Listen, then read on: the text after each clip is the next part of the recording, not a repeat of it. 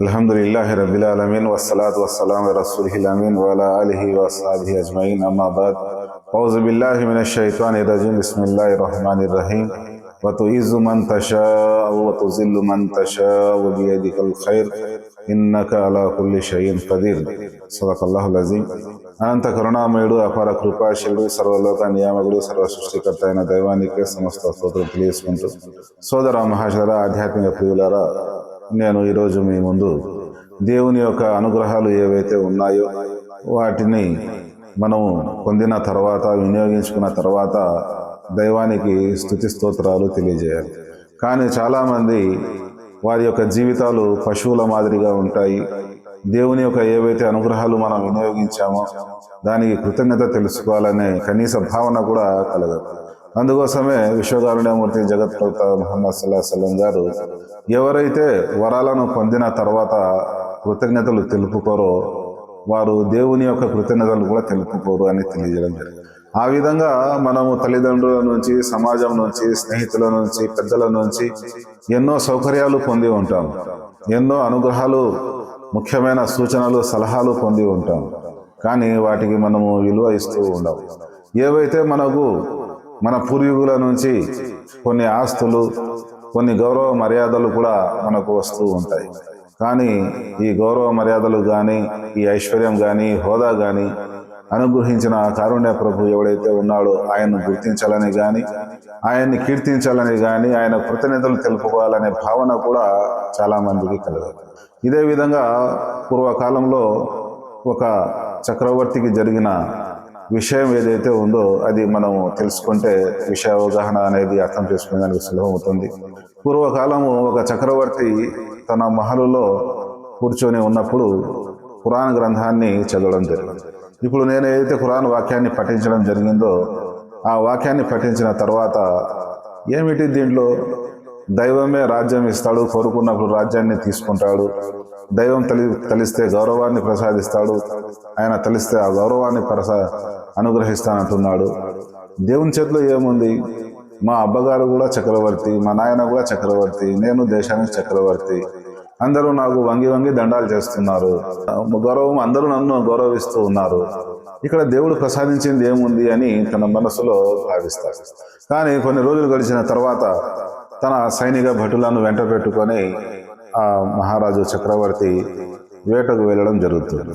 వేట ఉదయం నుంచి సాయంత్రం వరకు వేట జరగదు. సాయంత్రం వేళ చీకటి పడే సమయంలో ఒక జింక కానొస్తుంది. దాన్ని వెంబడించి వేటాడే ఉద్దేశంతో రాజు దాని వెంట చాలా దూరం వెళ్ళిపోవడం జరుగుతుంది. అక్కడ చీకటి పడిన కారణంగా సైనిక భటులు వేరైపోతారు, ఈయన వేరైపోతారు. మరి ఆ రాత్రి వేళ అడవి మనుషులు ఆ వ్యక్తిని పట్టుకొని ఎవరో దుర్మార్గుడు, శత్రువు మా దేశంలో చొరబడే ప్రయత్నం చేస్తున్నాడు అని అతన్ని బంధించి పెట్టడం జరుగుతుంది.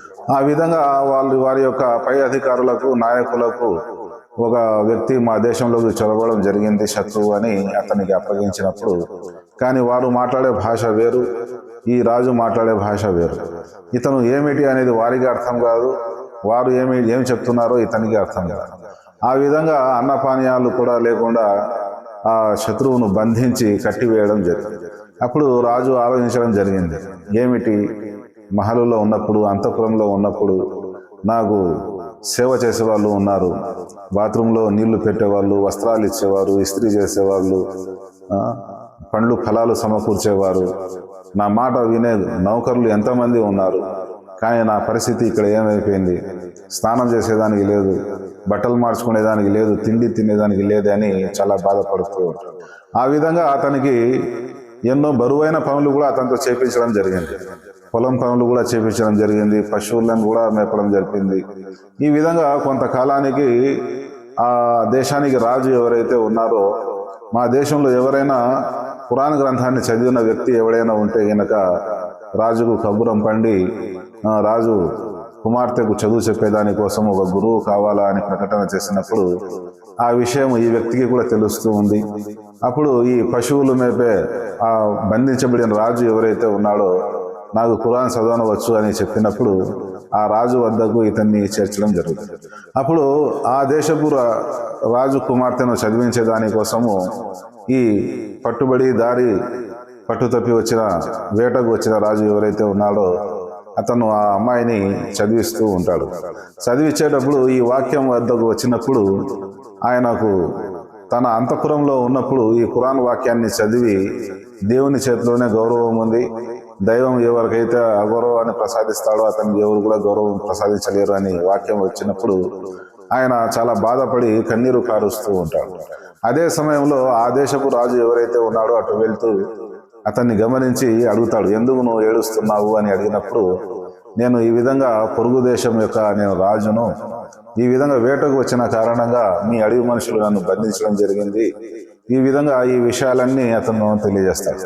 తెలియజేసినప్పుడు ఇతను చెప్పేది నిజమా కాదా అని ఆ పొరుగు దేశం యొక్క రాజు యొక్క సేవకులతో మంత్రులతో విచారించి అక్కడ అది నిజమే అని తెలిసినప్పుడు తిరిగి రాజు గౌరవ మర్యాదలతో తన దేశాన్ని పంపడం జరుగుతుంది.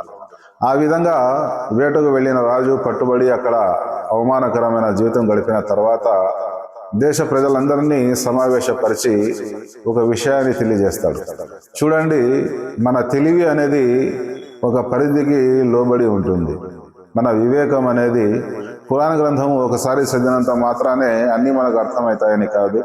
అందుకోసము ఆ ఖురాన్ గ్రంథాన్ని మాటి మాటికి చదువుతూ ఉండాలి, ఆలోచిస్తూ ఉండాలి, అర్థం చేసుకునే ప్రయత్నం చేసుకోవాలి. రెండవసారి చదివినప్పుడు ఇంకా కొన్ని విషయాలు అర్థమవుతాయి, మూడవసారి చదివినప్పుడు ఇంకా కొన్ని విషయాలు అర్థమవుతాయి.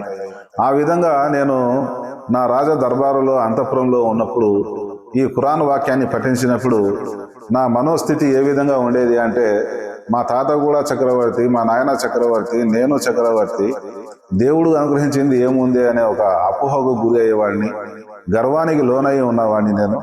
కానీ ఈరోజు దైవము నన్ను ఒక సేవకుడి కంటే హీనంగా నన్ను అగౌరవం పాలు చేయడం జరిగింది. అక్కడ పశువుల్ని మేపడం జరిగింది, పాలు పిత్తడం జరిగింది, అక్కడ పేడ రొచ్చు ఎత్తడం జరిగింది. ఇటువంటి పనులన్నీ కూడా దైవం తలుచుకుంటే ఆయనకేం గొప్ప విషయం కాదు. అదేవిధంగా ఈరోజు కూడా మనము పెద్ద పెద్ద రాజ్యాలను, బలమైన రాజ్యాలను 10 సంవత్సరాలు, 20 సంవత్సరాలు, 30 సంవత్సరాలు పరిపాలించి గొప్ప గొప్ప అంతఃపురాలలో సుఖ వైభోగాలు అనుభవించిన రాజులు తినేదానికి తిండి లేక, త్రాగేదానికి నీళ్లు లేక అల్లాడి ఉరికంబం ఎక్కిన వాళ్ళు ఉన్నారు, చనిపోయిన వారు ఉన్నారు. అందుకోసము ఇక్కడి రాజ్యము కానీ, ఇక్కడి సౌకర్యాలు కానీ, ఇక్కడి గౌరవము కానీ శాశ్వతం కాదు. ఈ శాశ్వతమైనది ఏదైనా ఉంటే అది పరలోకమే. కానీ ఇక్కడ ఏవైతే అనుగ్రహాలు మనం వినియోగించుకుంటున్నామో, దైవం తినిపిస్తేనే మనం తినగలుగుతున్నాము, ఆయన తొలగిస్తేనే మనం తొలగగలుగుతున్నాము, ఆయన గౌరవం ప్రసాదిస్తేనే మనం గౌరవంగా ఇక్కడ జీవితం గడుపుతున్నాం. మరి ఎంతో మంది చదువుకున్న వాళ్ళు తినేదానికి తిండి లేక అల్లడిపోయి చాలా మంది ఉన్నారు. అదేవిధంగా ఎటువంటి తప్పు చేయనప్పటికీ జైళ్ళల్లో మగ్గి దుర్భరమైన జీవితం గడిపి అగౌరవం పాలైన వాళ్ళు కూడా చాలా మంది ఉన్నారు. ఎంతో మంది హంతకులు, దుర్మార్గులు నేరాలు చేసినప్పటికీ కూడా పట్టుబడకుండా, శిక్ష అనుభవించకుండా దర్జాగా తిరుగుతున్న వాళ్ళు కూడా ఎంతో మంది ఉన్నారు. అందుకోసం సోదర మహాశయరా, ఎప్పుడైతే మనకు ఏదైనా దైవం అనుగ్రహించినప్పుడు ఆ అనుగ్రహము వినియోగించుకున్న తర్వాత వినయ విధేయతలతో దైవానికి కృతజ్ఞతలు తెలుపుకోవడంలోనే మనకు మేలు ఉంది. ఈ విధంగా ఇహలోకం యొక్క జీవితము ఎవరు కూడా శాశ్వతము కాదు. అందుకోసము ప్రతి సమయంలో కూడా మనకు కొన్ని విషయాలు అర్థం కాకపోయినప్పటికీ మనకు ప్రతి ఒక్కటి కూడా దైవం అనుగ్రహించినదే. ఎంతో మంది పుట్టుకతోనే కుంటివారుగా పుట్టిన వాళ్ళు ఉన్నారు, పిచ్చి వాళ్ళుగా పుట్టిన వాళ్ళు ఉన్నారు, మూగవాళ్ళుగా పుట్టిన వాళ్ళు ఉన్నారు. మరి వాళ్ళ పరిస్థితి ఏమిటి? అందుకోసము మనకు పిచ్చివారుగా పుట్టించలేదు, గుడ్డివారుగా పుట్టించలేదు, కుంటివారుగా మనల్ని పుట్టించలేదు. మనకు మంచి అంగవైభవాన్ని, శరీర దారుఢ్యాన్ని కలిగించి మంచి తెలివితేటలు, జ్ఞానాన్ని, వివేకాన్ని ప్రసాదించినాడు. కాబట్టి ఈ అనుగ్రహాలకు మనము దైవానికి తెలుపుకుంటూ ఉండాలి. అన్ని విషయాలు ఒకే సందర్భంలో చెప్పుకునేదానికి అవకాశం లేదు. కాబట్టి ఏవైతే విషయాలు చెప్పామో, విన్నామో అర్థం చేసుకుని ఆచరించే సద్బుద్ధి కలిగేదని వేడుకుంటున్నాను. అస్సలాము అలైకుం వరహమతుల్లాహి వబరకాతుహు.